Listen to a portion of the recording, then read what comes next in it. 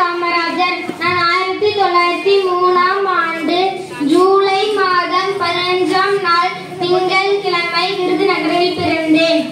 எனது தந்தை பெயர் குமாரசாமி நாடார். எனது தாய் பெயர் சிவகாமி அம்மையார். எனது இயற்பெயர் காமாட்சி. எனது தாய் செல்லமாக ராஜா ராஜா என்று அழைப்பார். அதுவே காலப்போக்கில் காமராஜர் என்று மாறிவிட்டது. எனது 6வது வயதிலேயே எனது தந்தை இறந்து விட்டார். பிறகு தாய் மாமா கருப்பையா என்னை வளர்த்தார். அதனால் நான் 6ஆம் வகுப்பு வரைதான் படித்தேன். நான் தாய் மாமா நடத்திய துணிக்கடையில் பணியாற்றேன்.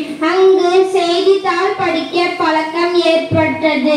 எனது 18வது வயதிலேயே எனது தந்தை நான் அரசியலில் சேர்ந்தேன். நான் காங்கிரஸில் சேர்ந்தேன்.